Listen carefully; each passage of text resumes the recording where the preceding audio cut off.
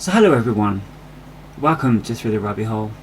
So I'm your host Storm and I am going to be hosting with Scottish Lesbians.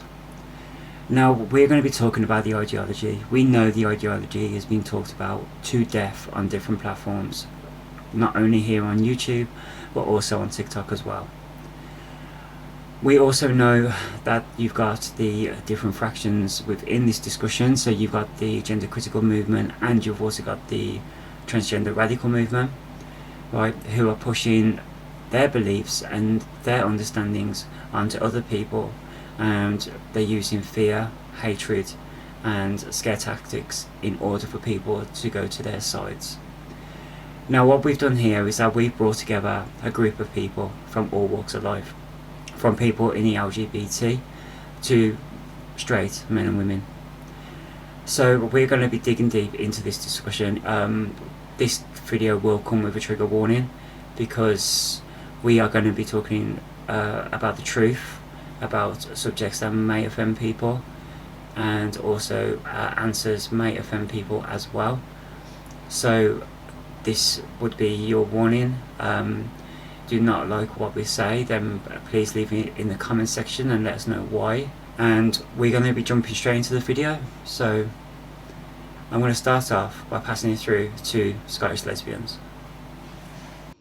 Hey everybody, so I've gone away and I've collected quite a few videos that we're going to show you today, and basically everything ideology, or everything gender critical, everything on both ends that's been going on in today's world, and we're going to be showing the good, the bad and the ugly.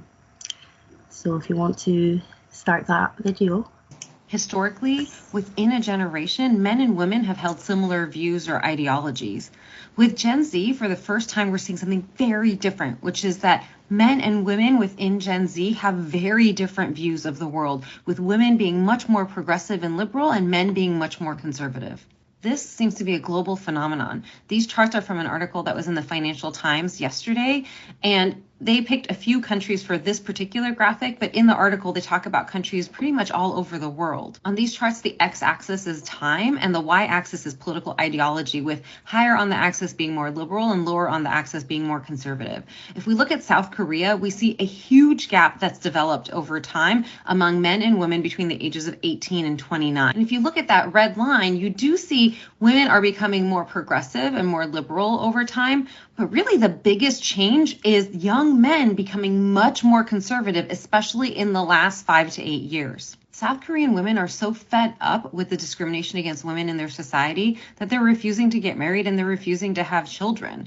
That has led them to have the lowest birth rate in the world in 2022 at 0.78 births per woman. There's even a name for this movement, which is called the 4B movement. The 4 Bs stand for no dating, no heterosexual sexual relationships, no heterosexual marriage, and no bearing children.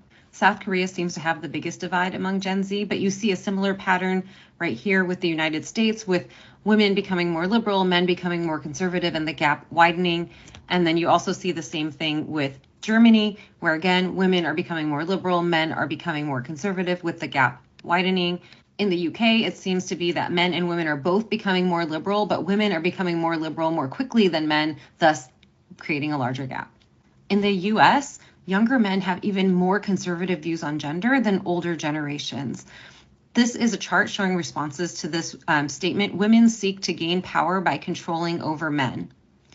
And what they show is the blue bars are responses from men, the red bars are responses from women, and the youngest groups are on the left of this chart and the oldest groups are on the right of this chart. So you see the tallest blue bar, the age group in which there's the highest proportion of men agreeing with this statement, is for men ages 18 to 29, or the youngest age group represented. These conservative views among Gen Z men are not restricted to gender. These are data from Germany, with people saying whether they disagree with the statement that foreigners living in Germany should adapt their lifestyle to that of Germans. So meaning if they agree with this statement, they think people should just basically abandon their own culture. If they disagree with this statement, they're saying that's not what should happen. And so you see that women in Gen Z are much more likely to disagree with the statement, meaning that they think people should be able to retain their own culture, whereas men in Gen Z, that youngest age group all the way at the far left, are one of the two groups to be least likely to disagree with this statement. These data from Britain show agreement with the statement, immigration undermines Britain's cultural life. And the y-axis here shows that agreement. So higher on the y-axis means more agreement, lower on the axis means less agreement with that statement. And what we see here is that for every group, over time, they are less likely to agree with that statement, with the exception of, you guessed it, men in Gen Z. Unfortunately, they did not comment in this article on people who have other sexual orientations or people who have other gender identities. The author of this article posited that this polarization along gender lines may be due to the different online spaces that men and women inhabit. I'm sure there are other contributors to that as well, but whatever the reasons may be, the bottom line is that as a woman, it's very hard to be romantically interested in someone who doesn't believe you deserve basic human rights. Okay, so I found this video very interesting. I'll tell you my thoughts in a moment. Has anyone else got anything they want to say first? Yes, Bobs. So I find this quite shocking, just because of what we've been seeing in general around things like TRAs and AGPs and those kind of things, because you see a lot of men taking up the mantle that, like we've seen on social media, a lot of men going, oh, I'm a trans woman now. And so to hear that there is that disproportionality of Gen Z men being more conservative versus women who are becoming more liberal, we're not actually seeing that played out in real time.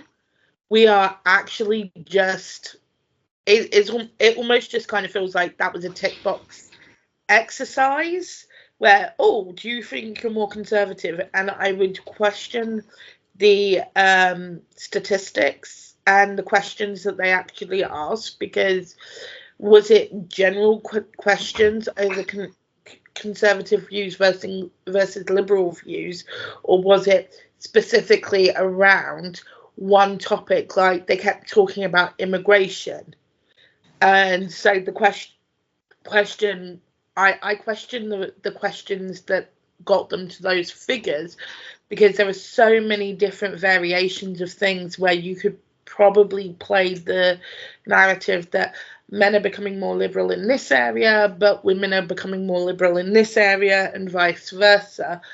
So I actually question the validity of that in general.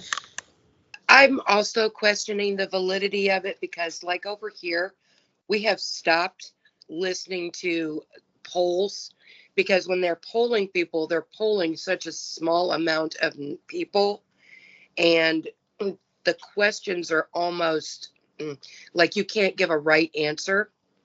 But over here, we've seen the opposite shift, where more women are getting to be more conservative over here versus whatever that statistic was, because all you have to do is look at the numbers of how many came out for conservatives.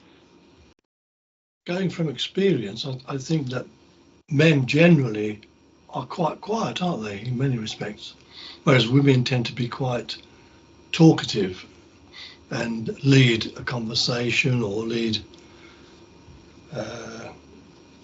a lot of debates and things. Men tend to be quite quiet and reserved, especially in England anyway. Well, kind of go along with what Bubs and Raving were talking about. Like as we saw here in this last election, there's been a massive shift of women across the spectrum going more conservative. And when you ask these conservative men, do you want to take their rights away? The resounding answer is no. So that is just a hardcore lie.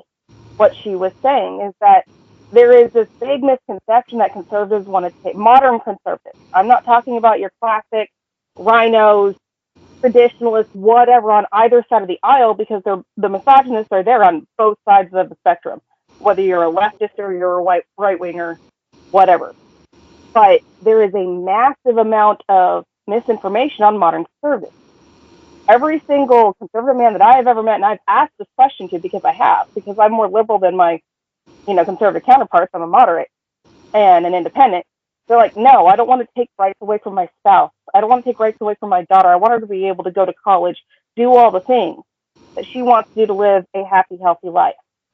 So again, that is a straight up lie and misinformation from those people on that portion of the left, because it's not everyone on the left, obviously, but a lot of them, and unfortunately, it seems like the vast majority of them, like I said, we just saw in this last election, were basically screaming it from the rooftops that we're losing everything. So that's just not accurate and not true whatsoever, in my experience. And and I've asked hundreds and hundreds, if not thousands, of men at this point, as I've researched this topic over the course of the past 10 years as I've gotten more political. This is why when I came across this video, I found it absolutely astounding, the amount of misinformation that was actually in this video, and the things I've spoke to my friends here numerous of times about all different things. And yeah, it's funny. I just wanted to show the propaganda, the things that are said and shown. Yeah, I mean, to be fair, that was exactly my thoughts as well, because I looked at the figures and I kind of like traced back to what I've seen in media and through the news and everything like that, and it doesn't really correspond with anything that I've seen. So I do agree with everyone that it is propaganda and it is misinformation. The video is, because them figures do not add up at all. No matter which way you look at it, it doesn't add up. But my question is to the panel is, do you think that these figures were fabricated in order to prolong the ideological belief system? So I was going to say that I kind of think yes, but again, I think it's partly to prolong, but also partly to go with misinformation, because as myself, mortals, and Raving have understood that things like the term conservative varies from country to country. So their Republicans, which would be the conservative branch of their political system, is very different to, say, the conservatives that are over here. And with that logic, in democratic and Western worlds, you would think that the difference between conservative and liberal is ever changing depending on the culture. So it's very hard for me to see how a broad stroke news story would continue the ideology, because it is so different from country to country. Where do these polls come from? Do they come from the government? Do they come from independent people in the country, or do they come from somewhere else? So my experience with the research that people portray is usually from it's a specific research base. So, for example, the gender critical movement will find research will be linked to the gender critical movement. The transgender community do exactly the same thing as well. They'll find research linked to them in order to prove their points from their individual sides. And are they being paid by a government, or are they being paid by a sponsor or some kind of business? Who are paying these people to do the research? And honestly, this is something that is the ultimate question. Where are these figures actually coming from? To add upon that, as Bubbles said, conservative changes from Western country to Western country, and also from your more traditionalist countries, like when you go Far East. But it's been proven in a lot of the polling and a lot of the stuff that they do over here in the U.S. And I know whatever comments we get on this, they're probably going to be screaming at me saying, no, you're wrong, you're wrong, you're wrong. But they have gone out of their way to maneuver the numbers, to maneuver things to make them seem more effective and more like they're the victims. And one of the reasons why I left the left was because of this, because I saw the disingenuous behavior and flat out lies and willful ignorance. And then seriously, like CNN, MSNBC, CBS, and, these not liberal but leftist stations, they go out and ask questions. And as they say, you're polling 20, 30 people. You're not polling thousands and thousands and thousands of people. As apparent by the frickin' map we just saw, where there was literally no states, it was just liberal cities versus conservative ones. That is what, and I know I keep bringing that up, it's like America spoke. There was no way it was 80% of Americans were like, no, we're done with the woke stuff because we have our rights. There's nothing, and there's no fear for the fear. And their fear is absolutely there. And it's genuine. And I'm like, how did we get to this point where the fear is like that? Does that make any sense? Like, How do we bridge this gap, bring them down from way up here, because they're dialed to 11? How do we bring them back down to 2 or 5? Yeah. Except 5. I also wanted to point out, following up on Danny's statement, is that the far left has created the far right, but there are a lot of us that are kind of in between. I actually am more central. Like, I have a lot of liberal feelings, like, gay marriage, things like that. Like, this should be allowed, but most of my views, like, because I'm also pro-life, put me on the right side of the spectrum, where I've always looked at myself as a constitutional conservative. I always want to go back to the founding documents, because that is what our nation was built on. And so many of the ones that are the loudest over here want to get rid of our founding documents and start over. And I just keep screaming, it doesn't need rewritten, it just needs reread. No, I think that's a really valid point. I really do. I mean, where does the people who are in the middle, I mean, where do they actually sit, and where do they stand when the two extreme sides are fighting with each other? Where does that actually leave us as being in the middle? Why are Gen Z men saying fuck off to feminism? Yesterday, BBC News shared an article that showed the widening gap between Gen Z men and Gen Z women, with a particular trend showing that Gen Z women are becoming more progressive and Gen Z men are becoming more conservative. Now, this is nothing new. It was shown that this was happening in America before, and it's happening across the West. And for me, it's incredibly fucking obvious why this is happening. Because feminism and the left in the present day do absolutely nothing to support men. They do the opposite. They demonize, they stigmatize, and they ignore their problems. Why would young men be drawn to an ideology that on the surface at least comes across like it hates men for being men? And that is not what feminism is meant to be about. In theory, according to some definitions, it is meant to be about gender equality. But all you need to do is chat to the average feminist, or see the average feminist influencer on social media, point out some of the inequalities that men face, such as in the education system, such as in mental health care, and such as how the economy is changing today with the decline of traditional jobs. Do they care? No, absolutely not. But what will they do? They will blame men for it. They will say it is the fault of men themselves. It's the patriarchy. Men have built this system, therefore it's their fault.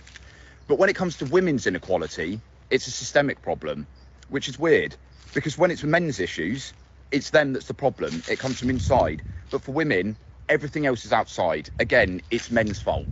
And the reason they do this most of the time is because they're fucking ignoramuses. They haven't done their research. They haven't looked at the data. They haven't seen that inequality exists for both men and women, and that it's desirable to address both of them. And they also haven't done the own self-reflection to see that the stance they're taking of pointing the finger at men and blaming them, rather than trying to address the problems, is a reflection of their own ego and refusal to accept changing information.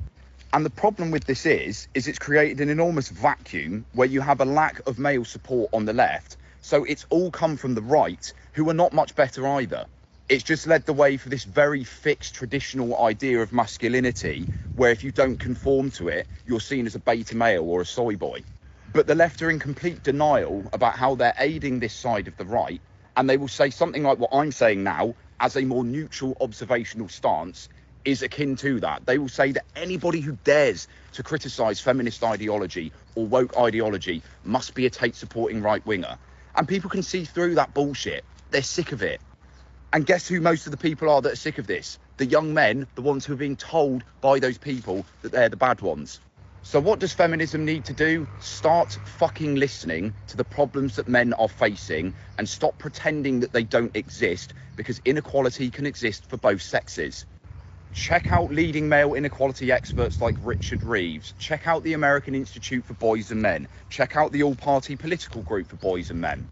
Start looking into the crisis of masculinity. You can read a fantastic article by a feminist author called Christine Ember in the New York Times discussing the problems that men are facing.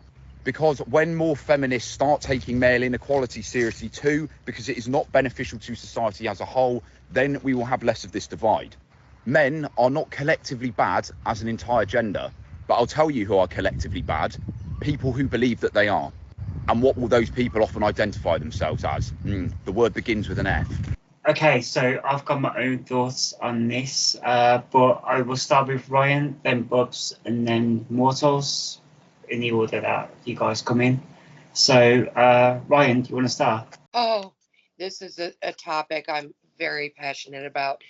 It's that man is 100% correct.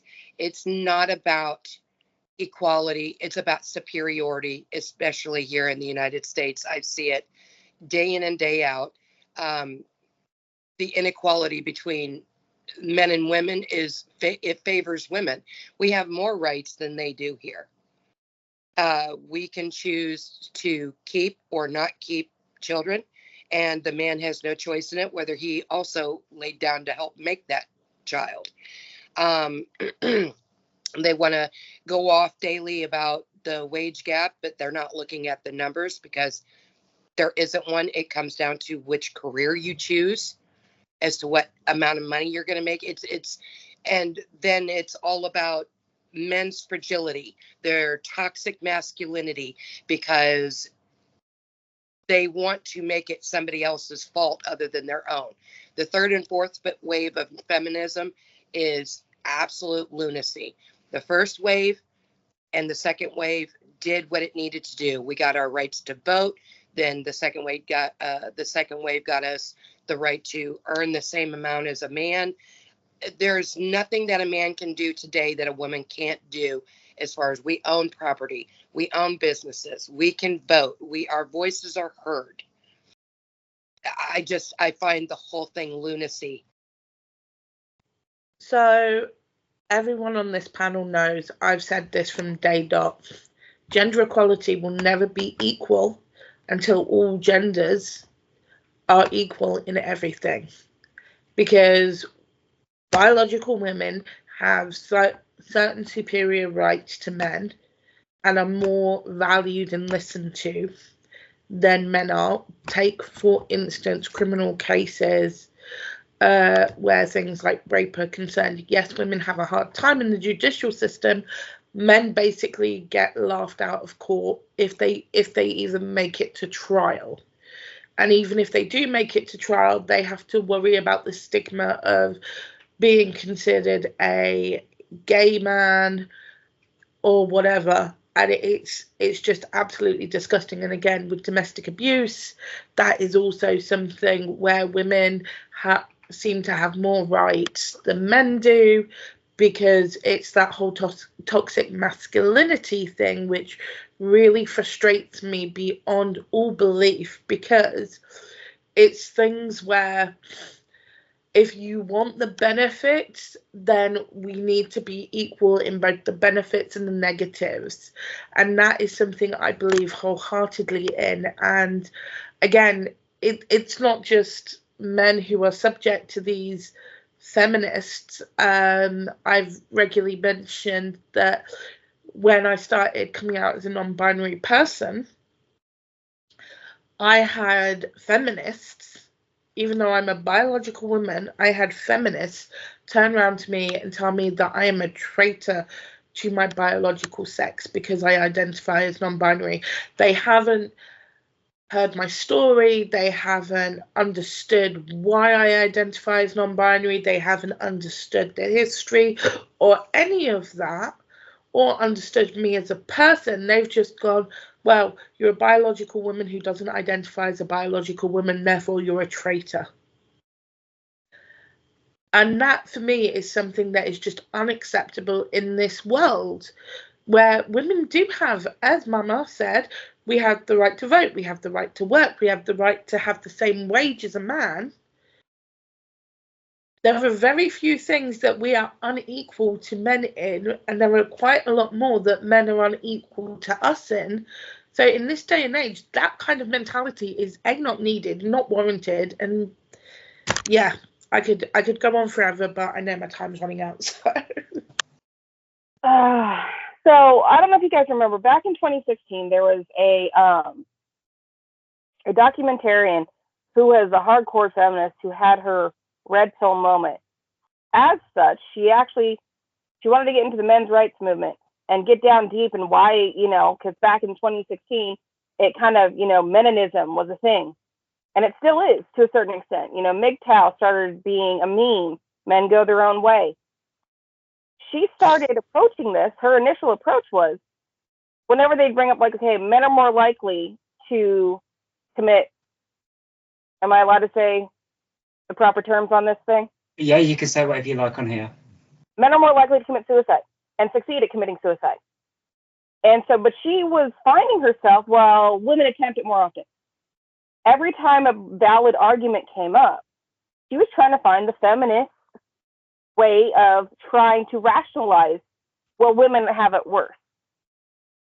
And finally, as she went across this 18-month journey of interviewing these people and trying to figure out what was going on, she came to the realization that, well, I'm wrong. I'm wrong on this. And she lost a lot of followers. She lost a whole bunch of people. You can actually, it's called The Red Pill. And type in Red Pill documentary. You can find it on Amazon Prime. You can find it on other places to watch. And I think it was 2016. I might be wrong on the date it came out, but I remember it being like 2016. It was around that time. Because that was the first time President Trump was in office, and it was the time of feuding ideologies when it was really getting hot, the first wave of it getting hot between leftism and, right wing. So she found this and she's just like, and us as women and as individuals and those who, we need to recognize that we all have our own struggles, and it doesn't make them equal. It doesn't make them any better, or, women are more oppressed or men are more oppressed. It doesn't matter. We have to step back, have the compassion, and recognize, hey, there are some things that happen worse for this side of the aisle. We need to sit down, shut up, and recognize that, and have the compassion to our fellow human beings, because that's what we've lost. As evident in this last election, how many people are losing their minds. We've lost compassion for our fellow human being, and our culture as a whole, we've gotten away from the value of human life. I mean, I agree with everything everybody just said here. I found this video very interesting because I found how interesting how feminism and the ideology are very similar. Like, it all started off in a good place, fighting for our rights, equality, marriage, all those things, women's rights, and then it turned into something really, really ugly. Just like, where though? How did this end up happening? Like, it's crazy. I mean, I feel so bad for men sometimes, because I was one of those people who would turn around and say stuff like that. Women have got it much worse than you. There's no way that's true. That can't be true.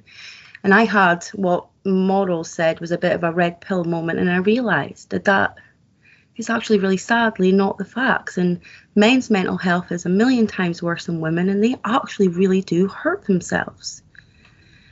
Yeah, it's really sad.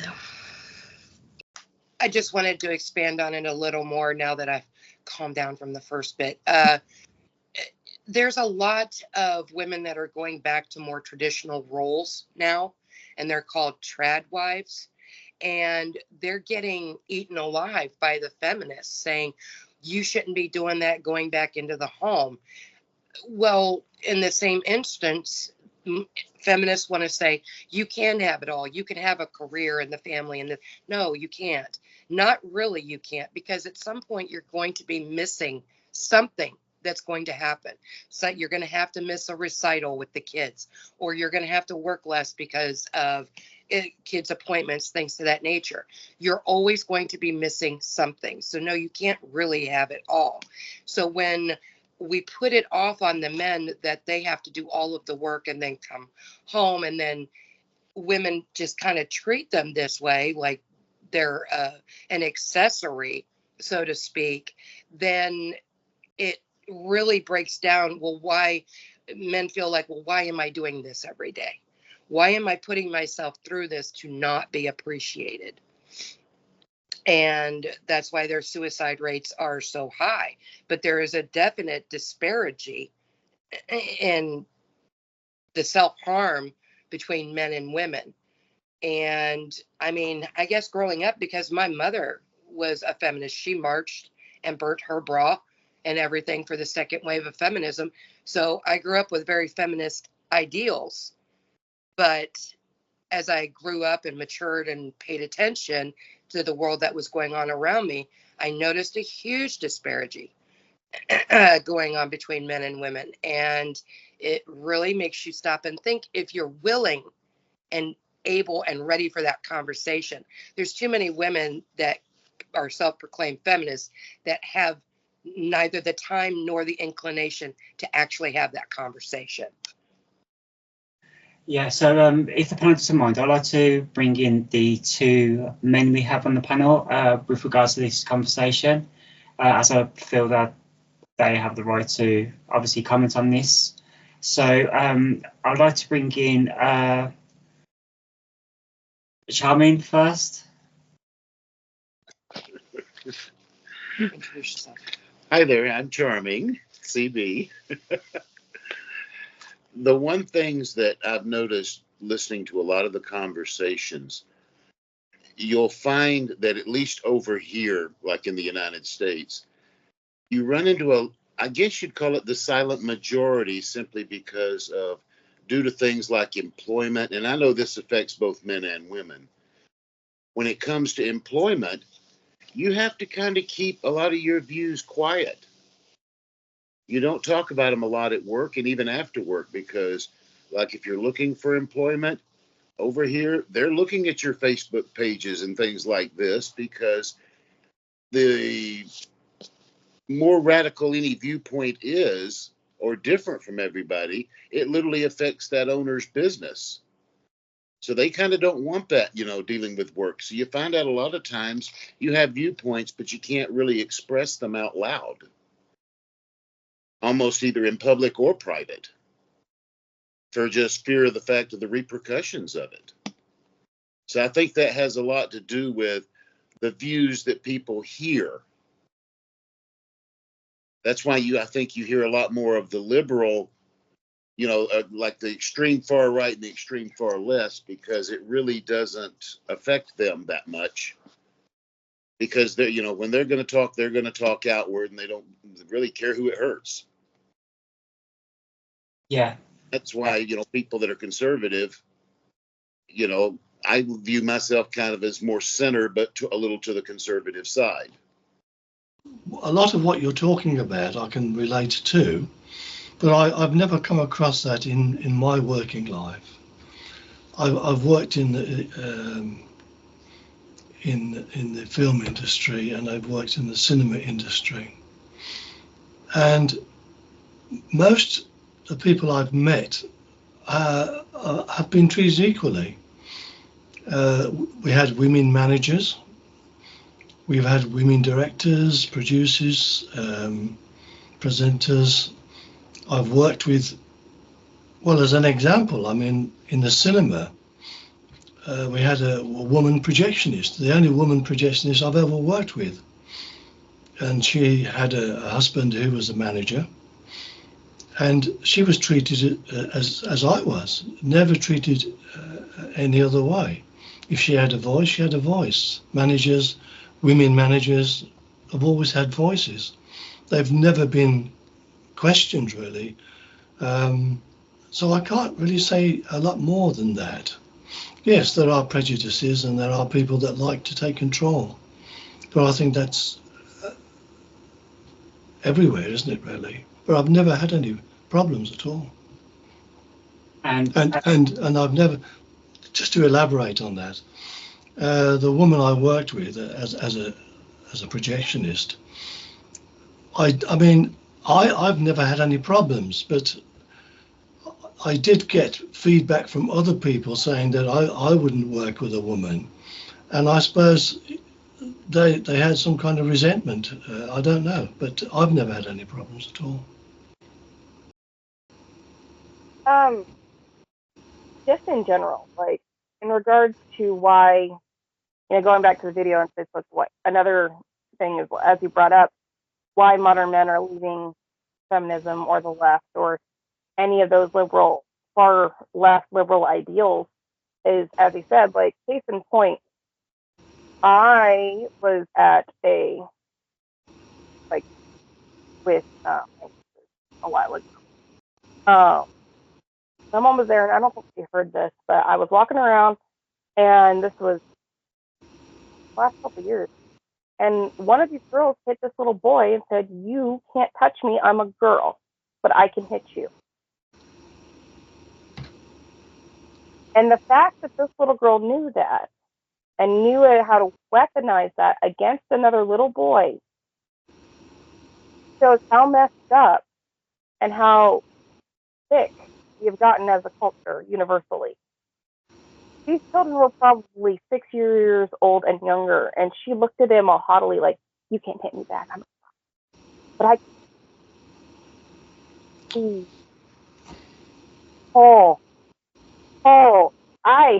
I had to walk away. My blood pressure was rising, and I was about to have a conversation with her mother.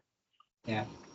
Can I just to his mom crying, and that's just one small example of many things that I've seen about why I, as a classical feminist, in regards to second wave feminism, literally left modern feminism because it's gone so far off the reservation that I can't even. I was like, this is not what I, as a natural feminist, believe. Like, what the heck? Yeah, so I kind of wanted to go back to something the Scottish lesbian said, which was, when did we start going so far off the reservation? And realistically, it was around about the 1970s where feminism started taking that detour, when they started saying, well, actually, you can't support us, and you can't support us, and you can't support us, and you can't support us.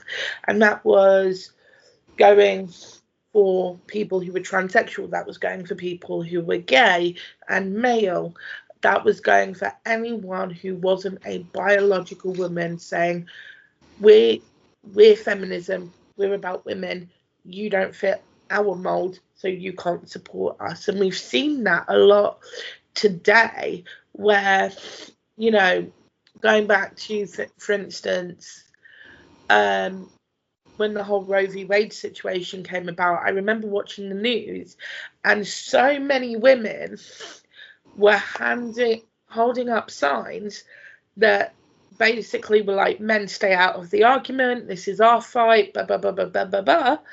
And then when Roe v. Wade was overturned, those same women were walking around saying, why aren't the men helping us, da, da, da, da, da, da. And it was like, well, because you told us not to. You literally stood there on national television with signs saying, basically, sod off. And this is where we are with this is what the problem is with the radical left and the radical right, because they are basically pigeonholing themselves into these things of, this is what the radical left is and this is what the radical right is. If you don't fit our mold, you can fuck off. But the problem is they are doing one of two things. They're either turning people away from them and moving them into the centre, or they're getting so traumatised by what the radical side, whichever side it is, because it goes for the radical left and the radical right, that they're getting so traumatised that they're swinging from one radical side to the other. And it's not helpful. This is why we're in a world where common sense is not common anymore.